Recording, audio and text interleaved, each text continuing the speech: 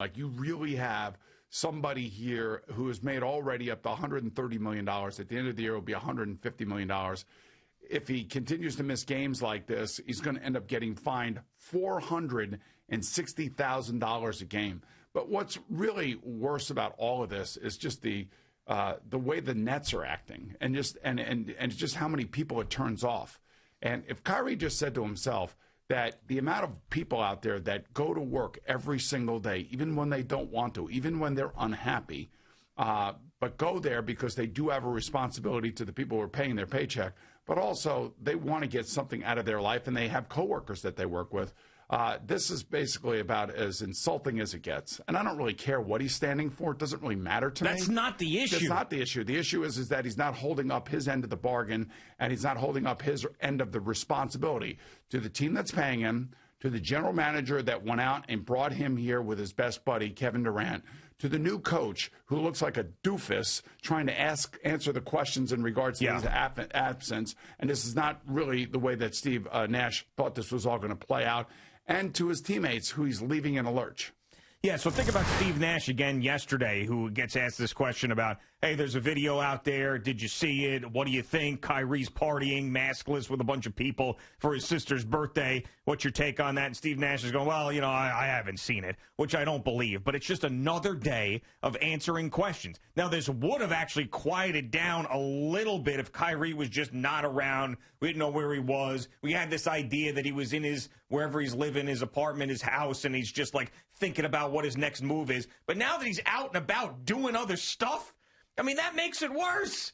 I mean, so on one hand, he's doing something that he believes in socially with that Zoom call to Manhattan DA, but then he's also sitting there and he's celebrating the birthdays of people in his family, which are all things he can do when he's not playing basketball. When he tells the Nets, I'm not playing basketball and I'm not going to get paid anymore. So now is the time. Now is the time to say, I'm done. This is not the way it works. You're not allowed to get paid and then just do whatever the hell you want, especially when you're getting paid that amount of money. And you were someone who orchestrated this Nets team. This is what he wanted. He wanted to come to Brooklyn. It was a team he grew up rooting for. It was his dad's favorite team. He wanted Kevin Durant to join him. They were going to go and win a championship. This was all about Kyrie Irving, Kevin Durant, and Brooklyn. And now all of a sudden, he doesn't care about basketball at all. So this can't continue to go on. So either Kyrie's got to make the decision, don't pay me anymore. I'm not a basketball player anymore. I'm officially retiring.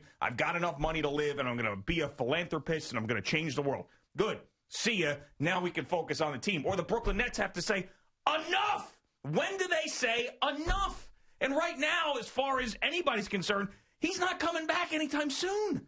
So you're just going to let that happen? Like, this is the ultimate NBA hijacking from a superstar. I thought I had seen it all. I thought that Anthony Davis, Dwight Howard, what James Harden has done, I thought I had seen it all until this. I mean, this is the number one hijacking of an NBA franchise. This is like, and I know that James Harden didn't show up to camp when he was supposed to, when he was partying with Lil Baby or whatever, or Da Baby. I don't even remember, but he ended up showing up and he's playing and he looks fat as hell and he wants out of there and whatever, but he's still showing up and playing. And Kyrie Irving just like, nope, don't feel like it. Basketball's not that important. I'll see you guys later. And then the $40 million or whatever I'm making a year, well, you can keep giving me that. I'll keep taking that. But I'm just not going to show up and play and earn it. Yeah, it's $34 million a year. And, the interesting thing is that he's on the Zoom call with Cynthia Nixon last night. It's fine. You want to be a part of that? Great. Be a part of that. But not while your teammates are playing. And I don't know, somebody took a photo of him being on that Zoom call last night, which obviously means that they're not aware of what maybe he's going through or what he's doing to his team or what he's not living up to his responsibilities. So it really, it just turns you off totally. Like, I could give two craps about the Nets. I don't care. I really don't care. And he has just turned me off totally. I don't even want to talk about him anymigore after today's show. Yeah. Because I don't care. Well, he is basically taken me as a fan and said, you know what? Screw you. I have bigger issues. I want to get paid and I don't want to play. So you know what? Go screw. I don't care. You know what? It doesn't matter to me. And I'm done. I'm done even trying to figure you out. You screwed up two teams in Cleveland and Boston. And, and by the way, it's not just you and me that are sitting here and criticizing Kyrie Irving. All these ex-players out there, from Richard Jefferson to Paul Pierce to Kendrick Perkins, Charles Barkley, every single guy who has been in your shoes has also sat in judgment and criticized you significantly for these actions. Yeah, this is not like fans and guys like us who are watching this and going, I can't believe this is going on. There's other NBA players who are current NBA players that are former NBA players that are looking at this and said, hell, I had a bunch of stuff going on in my life. Hell, I wanted to change the world as well, but guess how I did it? I did it through playing basketball and then also trying to get the things accomplished off the court that I wanted to get accomplished. And it's so mind-blowing to me that even yesterday, when Sean Marks had an opportunity to at least put something in that statement that says this is unacceptable, that he still did not. I mean, the statement, we are aware of a video. They're getting put into a corner. They're being boxed into a corner. Man, enough. You know what? They're afraid. They're afraid to be called. You know what? They're afraid to be not understanding of what he's dealing with from, the off the field or off the court actions of what happened at the Capitol. It has, you know it. He's just afraid to say it. He's afraid to say it. That's all. There's separate issues, though, and they got to understand that. He's got to be understanding. And I know what you're saying because I brought it up as well that first day because you were saying fine, suspend, and that was when he had missed a game and maybe two. We didn't know yet. And I said the Nets are going to be conscious of that, of the way that it looks. It's now gotten to 4 full games. We've now seen him in 2 different settings that are not basketball settings doing stuff away from the court, and there's no timetable on his return. The story has changed. And sometimes you got to forget about what the perception of it is. The Nets have a legitimate point if they wanted to fine him or come down hard on Kyrie Irving. They've got a legitimate point. Until he comes back and says it's a mental issue. And I've been affected mentally, and I need support. Whatever. Well, what is he saying? Then he's got to talk. This is the problem. So, Kyrie Irving is a guy that every single time that someone says something about him or we hear something that he says, he will come back and say, my words are misconstrued, the pawns in the media changes, that's not what I said, the narrative this, the narrative that. And then when he just decides to leave the team and not say anything, he does nothing to say about his absence. Like, say something. You don't want to be misconstrued. You don't want people drawing conclusions. Come out and say something. You've got an Instagram account. You've got a Twitter account. You've got all sorts of ways. You could set up a Zoom call that would be broadcast throughout the world via the Brooklyn Nets. Tell us what's going on, because this is how it looks, and maybe he doesn't care how it looks, but like... Oh, he cares.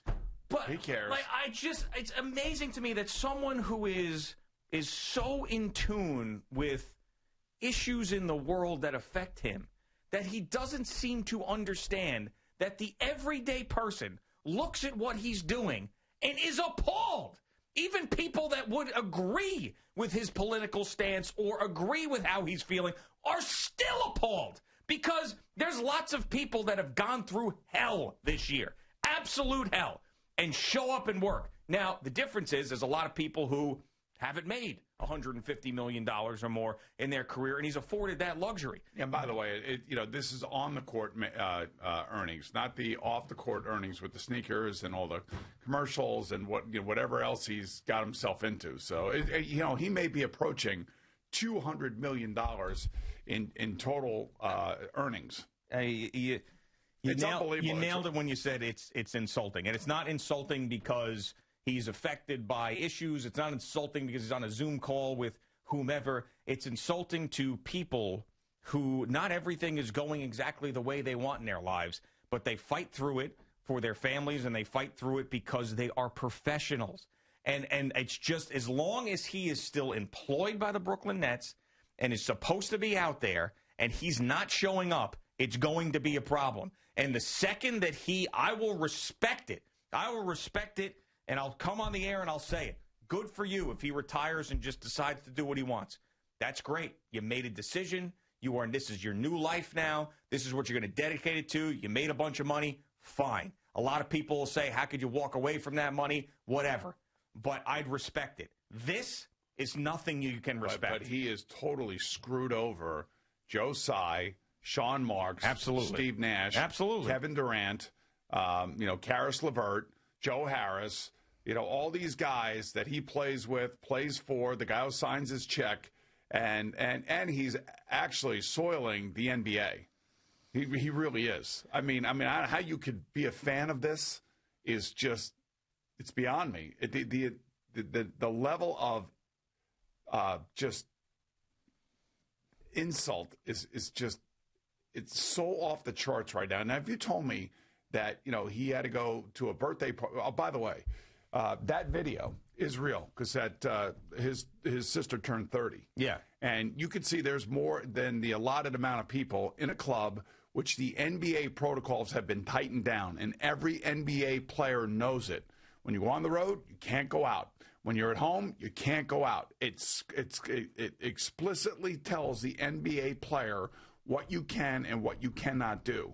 And he is at either a catering hall, a club, and he's celebrating his sister's birthday. There's more than 15 people there. He's not wearing a mask. There are other people in there not wearing a mask. He has completely violated the NBA protocol rules, which means now he can't come back until he goes into quarantine. And for every game he misses for violating protocol rules, he will lose a game check to the total of $460,000. $460,000 out the window because of some way that he's been affected. I just don't. It is the most ridiculous thing I've ever heard. I don't understand what he expects from the world right now. Does he think that everything needs to be easy? Does he think that everything out there has to be exactly the way he needs it to be for him to be able to function? Honestly, who cares? Like, what is he thinking? Like, and there are all sorts of ways. Like, and you brought up the mental health thing, which I'm sensitive to, and you're saying that the Nets might be afraid to say something because of that. There have been several NBA players who have come out in the last couple of years and talked about mental health and have played through it and found a way and spoke out about it, at Kevin Love being one of those guys. I mean, Karl Anthony Towns, another guy who lost his mother. Lost 6 family members. Yeah. And the COVID-19. Right. Because it all started, last with the pandemic and last year in March and April. And, he's come back and he's played. And it's like... And you know why he's playing? Because his family would want him to play. Right. That's why. And I don't know what he expects. I don't know what it is. And when you don't say anything, when you're Kyrie Irving, you're leaving everybody else to talk about it. What about his agents? What are his agents saying? How do they explain this? I mean, you're the one that goes to the Nets and says, hey, look, this is how much money we want. This is who we are. We want to bring Kevin Durant here. Gimme. And now this is what you get in return if you're the Nets. Actually, the Nets look like they got egg on their face because they were told, just like the Knicks backed away from Kyrie Irving because of all the different things that had happened in Cleveland. Yeah, the Knicks weren't getting them. The Knicks weren't getting them. I don't think they wanted them. I don't know about that. I think they wanted Kevin Durant, but I don't think they wanted Kyrie. Yeah, but it was going to be a package deal. They would have taken them.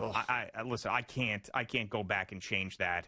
But, it may end up being one of those things where it was the best thing to happen to him, where I thought it might have been the worst thing to happen to the Knicks, to have the Brooklyn Nets. And it still could go the other way, by the way. Like, Kyrie Irving could decide to come back. He could be more focused than ever. They can go and win a championship. That could still happen. But right now, it doesn't feel like his heart is into playing basketball ever again. He doesn't love it. Because if you go from, I'm assembling this team finally that I want to be a part of, and playing with the guy that I've always wanted to play with, for the organization that I've always wanted to play with. He's finally there. It used to be, I got to get away from LeBron. I got to get away from Boston. He finally made his comfy nest that he wanted to be living in. Like, here I am. I've built this home that I'm going to finish my career and win some championships in. And then he's doing this. So that means it's over, in my opinion. If he's doing this in this situation, then he doesn't love basketball. And that's all right. But don't hold your organization hostage. Don't do. Don't do it. Because right now, like, they are in, as you said, the worst spot possible. So, and I don't know what they're going to do. Like, if he misses another game, another game, another game, another game, another game, and then what does it go? 2 weeks, 3 weeks, 4 weeks, 2 months? When does it stop? I think the Nets have got to look at this, and I don't know. Sean Marks looks just like totally weak. The Nets, the whole organization. Weak. Yeah, I mean everything. And I'm not saying the Knicks would handle this any better. They'd probably entitle somebody to do this too as well. It's such a bad look, and it's so insulting for everybody that gets up and goes to work every single day. Every single day. And I don't care if it's us. I don't care if it's, the sanitation department. I don't care if it's the police and firemen, nurses, doctors, custodians, teachers, everybody getting up and going to work. Everybody. And you're gonna tell me that people weren't as affected by what they saw at the Capitol as much as Kyrie Irving was? And by the way, that was totally reported in the newspapers. I think the Post had it. That's the reason why he's been affected and is not playing. Yeah, that's one of the reasons. There's other things about charges and some of the high-profile social issues that were going out there. We don't know. I mean, there's those reports, but we don't know. I mean, it's certainly not something that has happened to his loved ones as far as health-wise, which we had speculated in the beginning, saying that would be a reason for him to step away from the game because he's out there celebrating their birthdays this week because his father and his sister have birthdays this week, and he's been celebrating and them. If the NBA doesn't fine him and do what the protocols say that should be done, then they too are part of the problem. All right. There's a certain responsibility that all these players have, that the general managers have, the coaches have, that we all have, that my employees have. Yeah. I mean, there are certain responsibilities that you have to take care of and you have to live up to. That's all there is to it. Yeah, I think about trying to. It's very, very hard to put yourself in the shoes of someone who makes that type of money and that type of fame. I know that you, in your era, was in that type of situation. I cannot personally compare anything I've ever done to what Kyrie is going through. But with that being said, still, I can't imagine a situation if I was going through something personally, especially with this job and this microphone and the people who have trusted me and had my backs in this company since I stepped in here and created an environment for success for me. I could not imagine leaving them hanging out to dry, not saying anything, and just doing whatever I wanted. I can't. Now, I know that I don't have the financial security that someone who's made $200 million has, but even in that situation, I could never imagine just stepping away, walking away, doing what I wanted to do, not communicating what's going on, and then leaving the people who employ me to answer for me and paint them into a corner. I think there's only one situation where that may happen. And that's if I win Powerball. I give him a 24-hour notice that I'm not coming back. But you'd communicate it, yeah. Yeah, I would say, guys, I just won Powerball. I'm not coming back. Right, and everybody would understand. Yeah, I think you would. You, Eddie, you'd understand that, right? Yeah. Yeah, I would. Yeah. Al, you would understand that? Oh, yeah, definitely. Okay. And we'd all get it. And we'd hate to see it go. And I think the same should be said for you guys, too. Like, if you said that. No, I'm too young. Too young. Even if I won $750 million worth of Powerball, I am too young to stop working. Can't do it. Oh, you'd stop working. No, I would not. Yes, you would. I would stop earlier than I normally would, but I'd at least have to make it to 50. At least. Come on. I mean, 50 is probably the number. I would that's a nice early retirement. Right. But I couldn't stop working at 38. Yeah, I wouldn't leave it like the next day. That's not classy. No, I wouldn't leave the next day. I would come in and just, shove it in your guys' faces. Yeah. And then I would leave. I would give a 24-hour notice to the architect. I'd set things up, make plans. I'd keep working. Yeah, you keep working for a little bit. Maybe I just buy the radio station. That would be cool. You could do that. Just become the boss. And become the boss. That's smart. Right. Now we're talking. Thank you for watching. Please like, comment, and subscribe. And don't forget to hit the red bell so you're notified when we have new content.